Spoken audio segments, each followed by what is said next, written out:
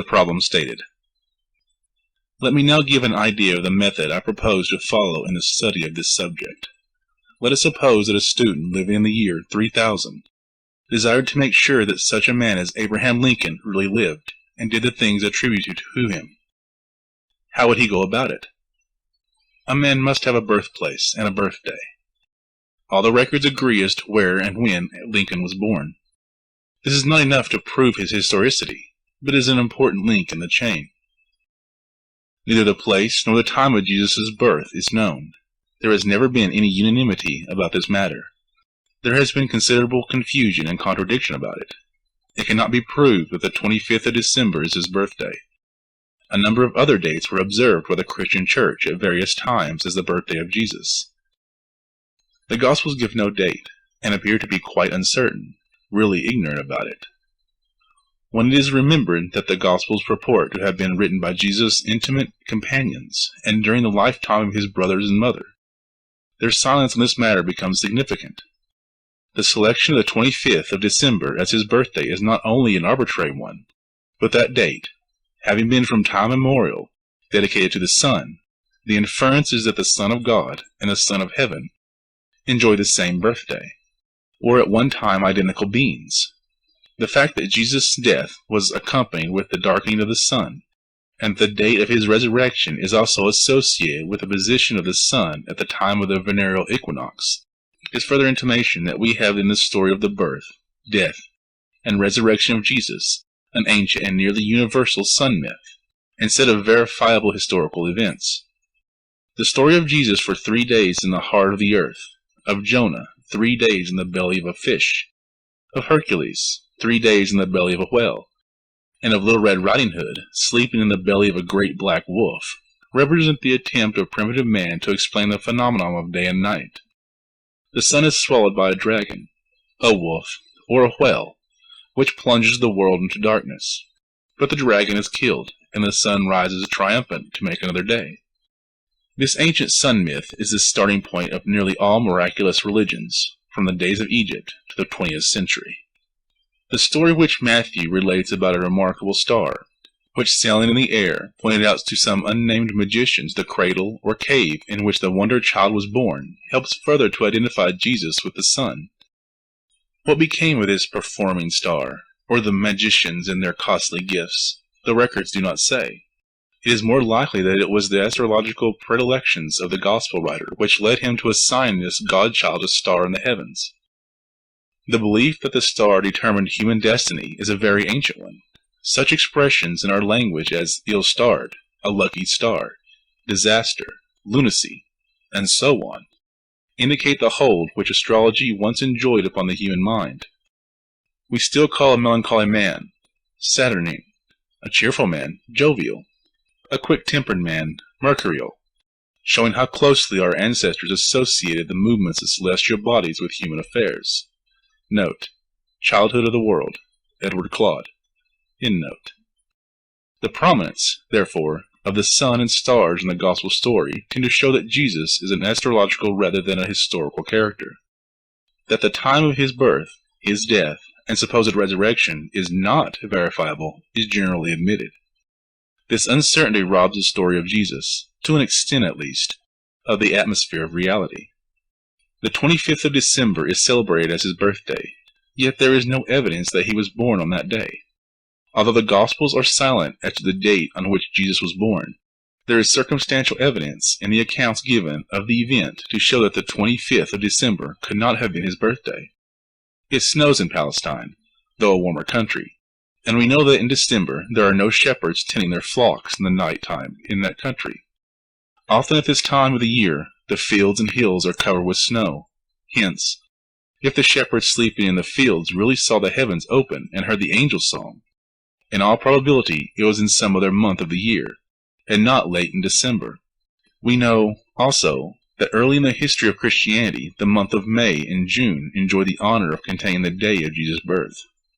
Of course, it is immaterial on which day Jesus was born, but why is it not known? Yet not only is the date of his birth a matter of conjecture, but also the year in which he was born. Matthew, one of the evangelists, suggests that Jesus was born in King Herod's time. It was this king who, hearing from the Magi that a king of the Jews was born, decided to destroy him.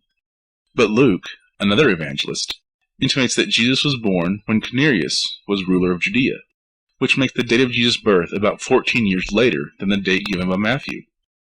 Why this discrepancy in the historical document, to say nothing about inspiration?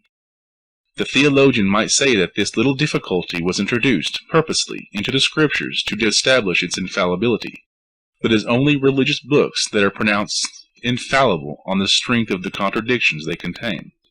Again, Matthew says that to escape the evil designs of Herod, Mary and Joseph, with the infant Jesus, fled into Egypt. Luke says nothing about this hurried flight, nor of Herod's intention to kill the infant Messiah. On the contrary, he tells us that after the 40 days of purification were over, Jesus was publicly presented at the temple, where Herod, if he really, as Matthew relates, wished to seize him, could have done so without difficulty. It is impossible to reconcile the flight into Egypt with their presentation in the temple, and this inconsistency is certainly insurmountable and makes it look as if the narrative had no value whatever as history. When we come to the more important chapters about Jesus, we meet with greater difficulties. Have you ever noticed that the day on which Jesus is supposed to have died falls invariably on a Friday? What is the reason for this? It is evident that nobody knows, and nobody ever knew the date on which the crucifixion took place, if it ever took place. It is so obscure and so mythical that an artificial day has been fixed by the ecclesiastical councils. While it is always on a Friday that the crucifixion is commemorated, the week in which the day occurs varies from year to year.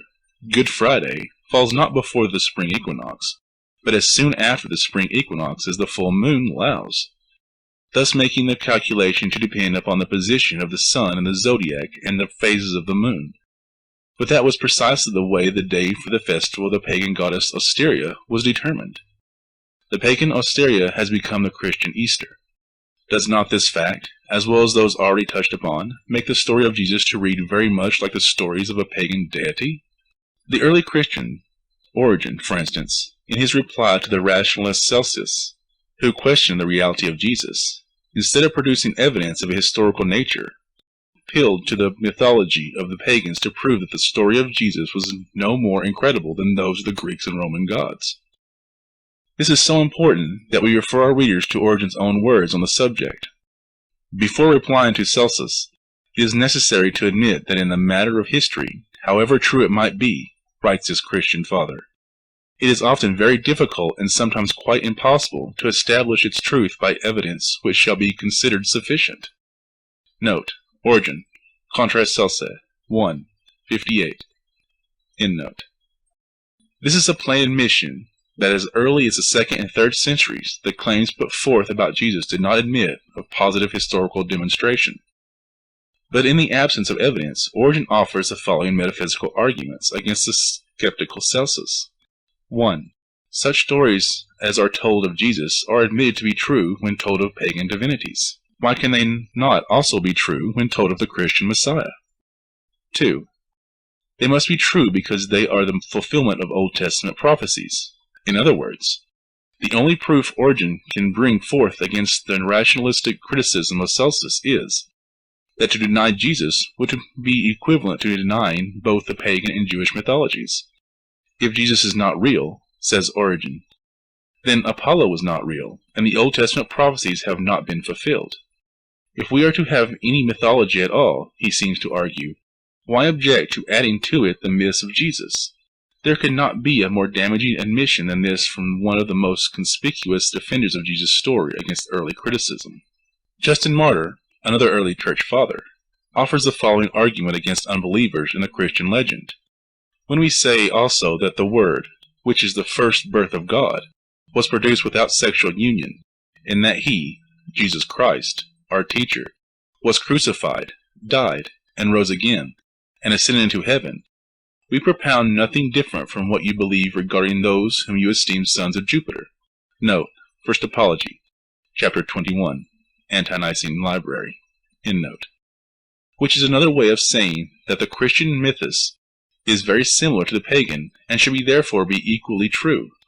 Pressing his argument further, this interesting father discovers many resemblances between what he himself is preaching and what the pagans have always believed. For you know how many sons your esteemed writers ascribe to Jupiter, Mercury, the interpreting word. He spells this word with a small w, while in the above quotation he uses a capital W to denote the Christian incarnation, and teacher of all, Asclepius, who ascended to heaven, one Hercules, and Perseus, and Bellerophon, who, though sprung from mortals, rose to heaven on the horses of Pegasus. If Jupiter can have, Justin Martyr seems to reason, half a dozen divine sons, why cannot Jehovah have at least one? Instead of producing historical evidence or appealing to creditable documents, as one would to prove the existence of a Caesar or an Alexander, Justin Martyr draws upon pagan mythology in his reply to the critics of Christianity. All he seems to ask for is that Jesus be given a higher place among the divinities of the ancient world. To help their cause, the Christian apologists not infrequently also change the sense of certain Old Testament passages to make them support the miraculous stories in the New Testament.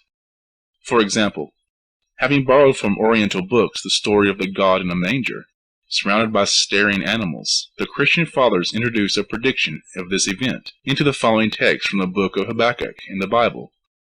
Accomplish thy work in the midst of the years, in the midst of the years make known, etc. Note, Habakkuk 3:2.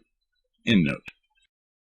This Old Testament text appeared in the Greek translation as follows: Thou shalt manifest thyself in the midst of two animals, which was fulfilled, of course, when Jesus was born in the stable.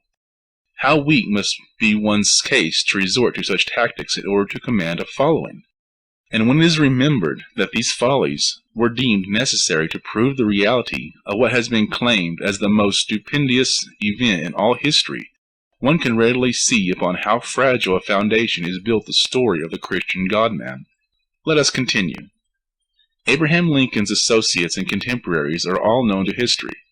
The immediate companions of Jesus appear to be, on the other hand, as mythical as he is himself. Who was Matthew? Who was Mark? Who were John, Peter, Judas, and Mary? There is absolutely no evidence that they ever existed. They are not mentioned except in the New Testament books, which, as we shall see, are supposed copies of supposed originals. If Peter ever went to Rome with a new doctrine, how is it that no historian has taken note of him? If Paul visited Athens and preached from Mars Hill, how is it that there is no mention of him or of his strange gospel in the Athenian chronicles? For all we know, both Peter and Paul may have really existed, but it is only a guess, as we have no means of ascertaining. The uncertainty about the apostles of Jesus is quite in keeping with the uncertainty about Jesus himself.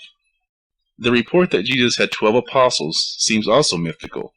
The number 12, like the number 7, or 3, or 40, plays an important role in all sun myths, and points to the 12 signs of the zodiac.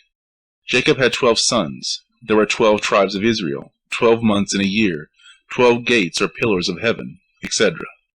In many of the religions of the world, the number 12 is sacred. There have been few God's saviors who did not have 12 apostles or messengers. In one or two places in the New Testament, Jesus is made to send out the 70 to evangelize the world. Here again we see the presence of a myth. It was believed that there were 70 different nations in the world, to each nation an apostle.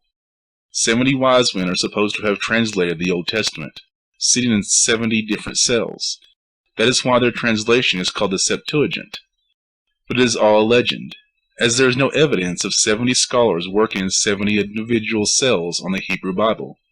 One of the church fathers declares that he saw these 70 cells with his own eyes. He was the only one who saw them. That the 12 apostles are fanciful may be inferred from the obscurity in which the greater number of them have remained. Peter, Paul, John, James, Judas occupy the stage almost exclusively. If Paul was an apostle, we have 14 instead of 12.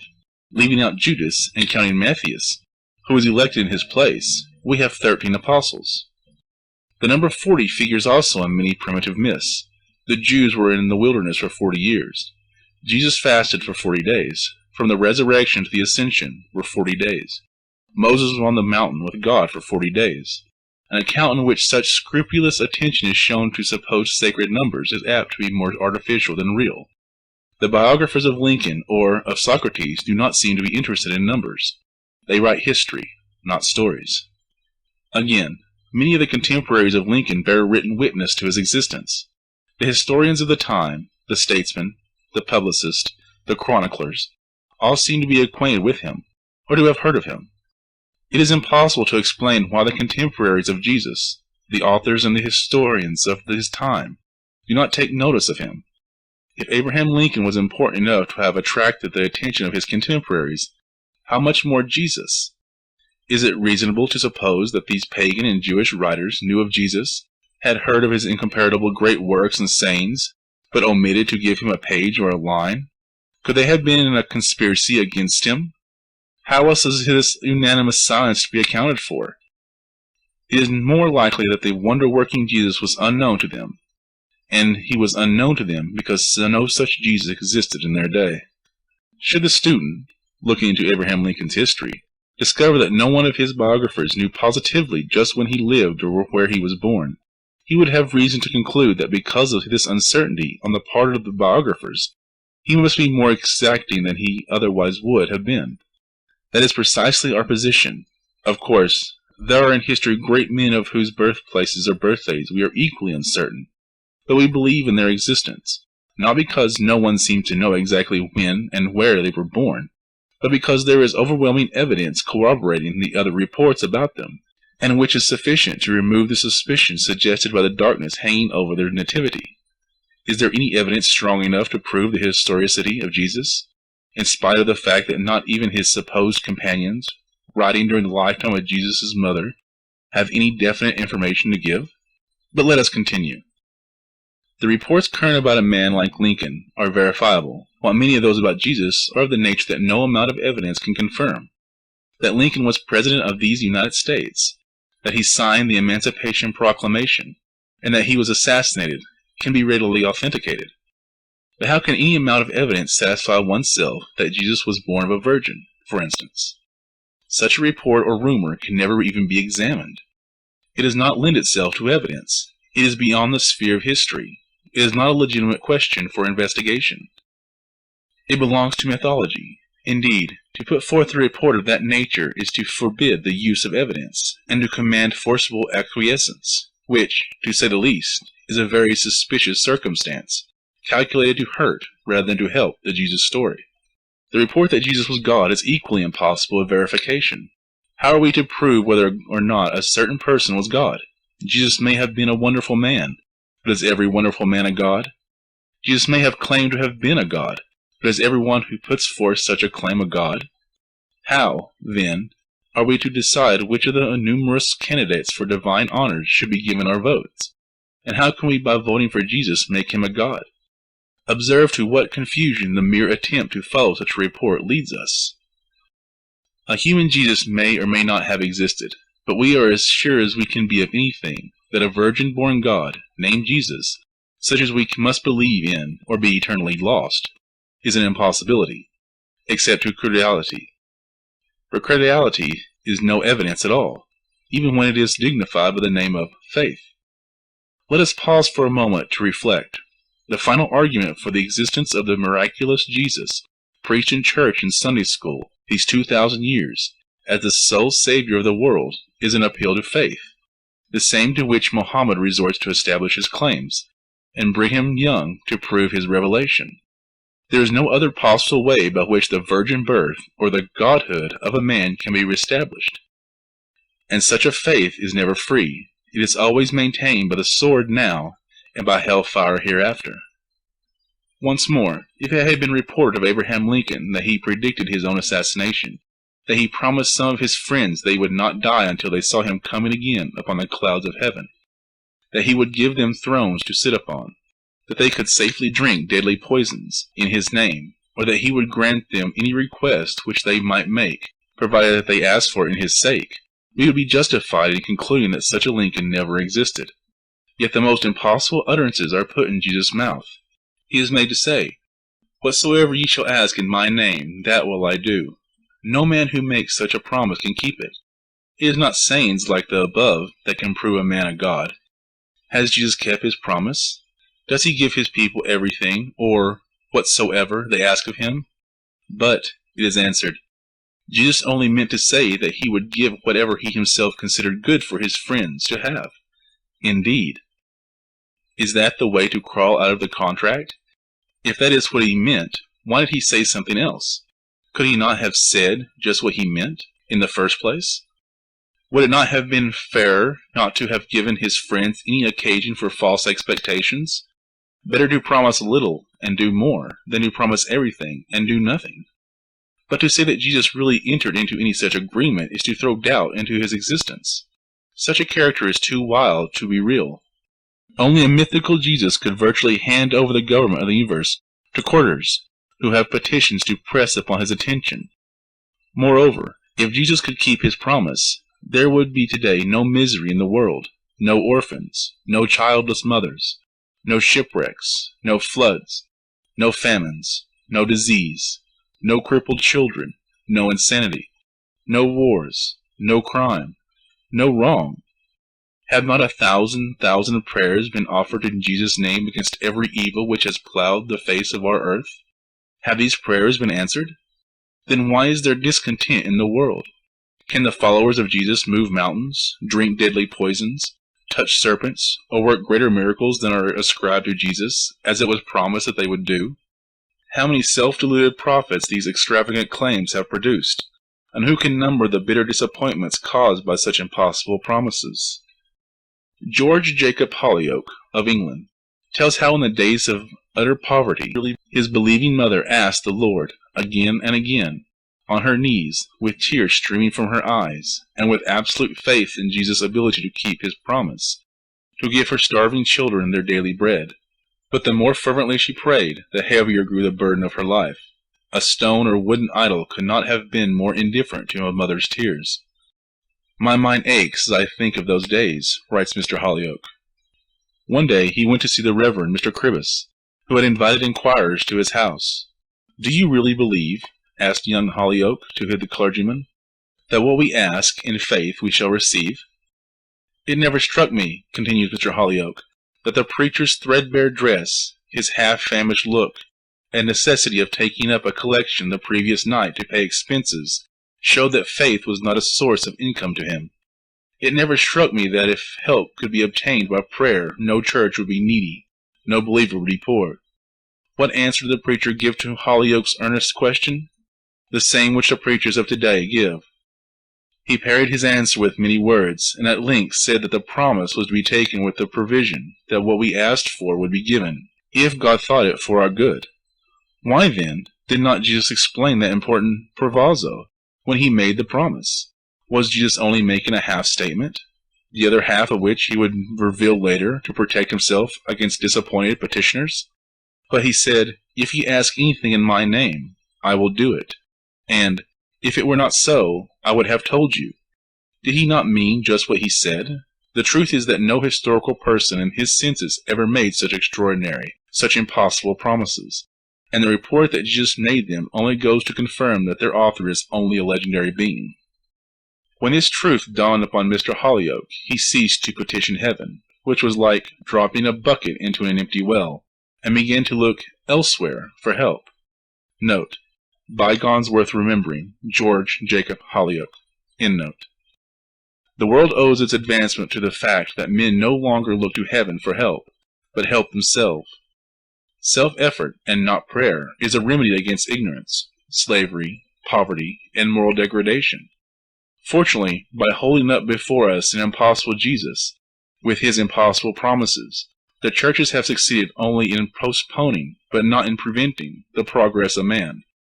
This is a compliment to human nature, and it is well earned. It is also a promise that in time humanity will be completely emancipated from every phantom which in the past has scared it into silence or submission, and a loftier race than e'er the world hath known shall rise, with flame of liberty in their souls and light of science in their eyes. End of The Problem Stated.